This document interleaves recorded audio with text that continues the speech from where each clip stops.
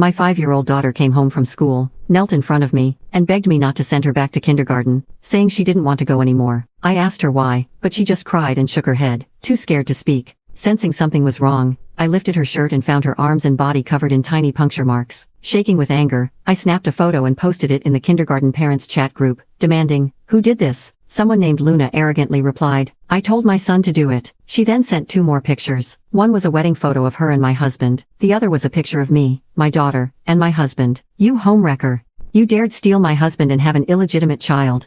It's a miracle I didn't have my son beat that brat to death." The parent group exploded, filled with insults directed at me and my daughter. Even the teacher tagged Luna saying, "Mason did well today. I'll make sure to give him a gold star tomorrow." Luna sent a smug emoji and taunted me directly, "If you're mad about it, come find me." My son and I are still at the kindergarten. On the way to the kindergarten with my daughter, I sent my company's legal team a message, "Prepare a divorce agreement per the prenup. I want David out with nothing." Also, my daughter was assaulted at the kindergarten. "Bring a team over immediately. I want them to pay dearly. How dare a freeloader like David keep a mistress and a child on the side?" When I arrived at the kindergarten with my daughter, the first person I saw was Luna standing outside. She was surrounded by other parents from the class. "Luna, you're so low-key. If it weren't for all this, we wouldn't have known your husband is the CEO of Martin Group." "Exactly. No wonder I thought you had such a refined aura the moment I saw you. It's that high-class grace that comes with wealth. We're all here to support you today. We're proper mothers, and we can't let a low-class homewrecker push you around." Right. What good could come from a homewrecker's daughter?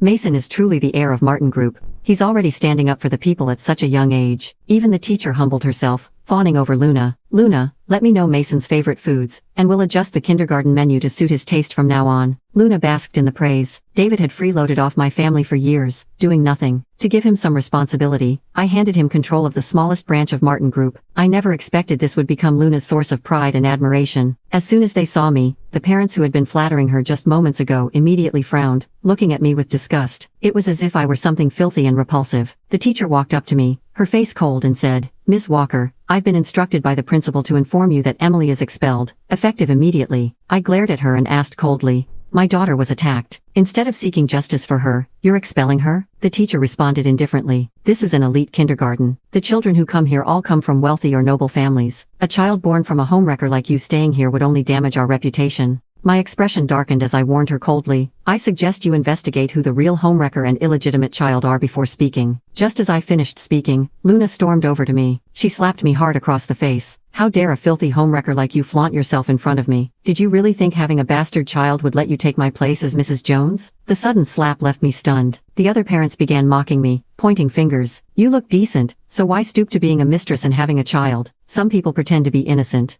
The moment they see a rich man, they go wild, desperate to spread their legs. Mistresses are the shame of all women, and their kids are even worse. The insults and accusations attracted more bystanders, who started pointing at me. Some even took out their phones to take pictures and videos, and spat at me. I took off my $1 million coat and tossed it into the trash. Then I turned to face Luna directly. "First, you told your son to bully my daughter, and now you're hitting me in public. Who gave you the audacity to act so lawlessly?" Luna arrogantly replied, "It's only right for a wife to slap a mistress. Besides, I'm the wife of the Martin Group's CEO. Beating you and your filthy daughter is nothing. I could even take your lives, and it wouldn't matter." The other parents chimed in, "If you hadn't been a mistress, Luna wouldn't have hit you. You brought this on yourself. You're just a filthy mistress. Instead of keeping your head down, you're out here provoking us. Getting slapped is the least of what you deserve. Yeah, you've got a taste for being a tramp, huh?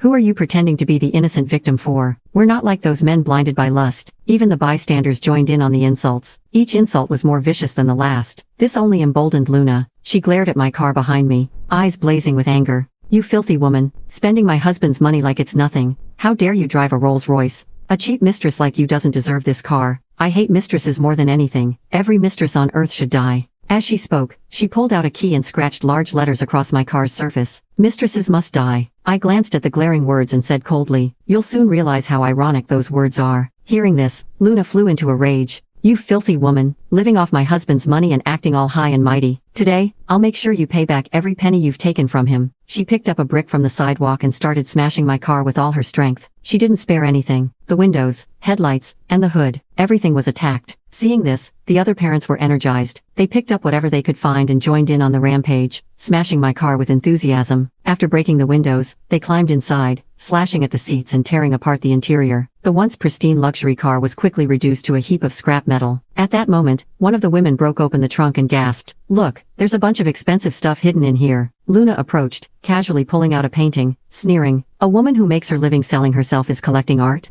Trying to act all cultured? It's an insult for trash like you to own something like this. Someone like you only deserves trash." With that, she tore the painting to shreds right in front of me. After ripping it apart, she threw it to the ground and stomped on it. One of the bystanders, who seemed knowledgeable about art, took a closer look and exclaimed, "This looks like an authentic piece by James. I heard it starts at 300 million at auction." Luna proudly said, "So what if it's worth 300 million? It's all my husband's money anyway. My husband's money is my money. If I want to destroy my own stuff, what's the problem?" Her words left me speechless with anger. Let's not even mention that David was a penniless live-in husband. Even when I let him manage Martin Group, he lost nearly half of the company's value due to his incompetence. If he weren't my husband, I would have fired him long ago. But Luna and these other parents actually see him as some impressive CEO. Every single one of them looks up to him with admiration. Led by Luna, the other parents followed suit, tearing up my paintings. They all started ripping and smashing the collectibles I had in my trunk. I bought these items at a high price from an auction today. Before I could even place them, they were destroyed. Watching these out-of-control lunatics, I calmly pulled out my phone.